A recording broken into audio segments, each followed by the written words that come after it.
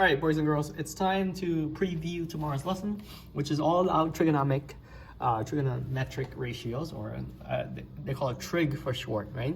And this T or I, triangle, and metric, measuring, right? So what this is really about is looking at triangle measurements, right? And basically making the connection between the angles within a triangle, in a right triangle, and the sides as well, okay? So that's what it is. And so first off, let's establish a couple of things here. This is a 3, 4, and it's 90 degrees. Therefore, the hypotenuse has to be 5, right? We learned that this is the famous 3, 4, 5 triangle. Now, within a 3, 4, 5 triangle, right, we have here other angles, right? These two other angles. Now, there's 3 main ratios within the trigonometric ratios. Okay, you may have we'll explore them more tomorrow, right? But the first one is called sine, right? And it's abbreviated SIN. Okay, and then the next piece is called cosine, right? And it's abbreviated as cos. And then the last piece is tangent, and it's abbreviated as tan. And you may have seen these 3 letters on your calculators. And so basically, these are ratios that connect the idea of the angles with the sides.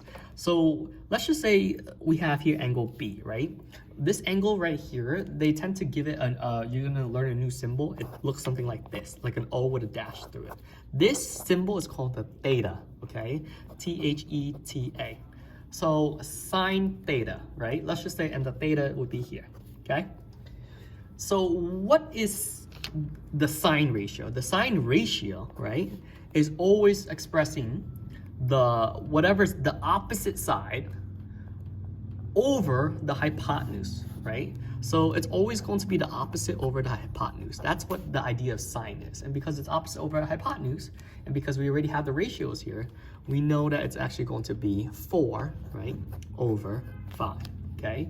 The opposite side of theta is 4, and the hypotenuse of this triangle is 5, right? Now cosine theta, right, is another ratio where it's this word adjacent, which means right next to, adjacent over hypotenuse, right? And adjacent over hypotenuse is basically, if you're standing here, if this is the angle that you're looking at, the adjacent side is actually 3, and the hypotenuse is 5. So the ratio is 3 over 5, okay?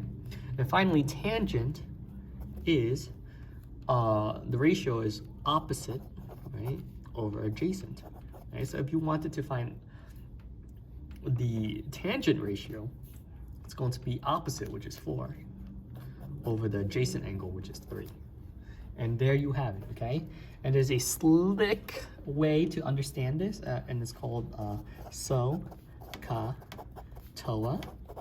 And basically, it's a mental shortcut because it allows you to understand that for sine, it's opposite over hypotenuse. For cosine, it's adjacent over hypotenuse. And for tangent, it's opposite over adjacent. Now, these ratios are only for angle B, right? Theta over here. Now, if theta is over here and we're talking about angle A, right? They're completely 2 different things. And let's do this sine A. I'll do capital A for that angle, and then cosine A, and then tangent A, okay? Well, let's take a look at this. Sine A, from here, we know it's opposite over hypotenuse, right? Oh, opposite over hypotenuse.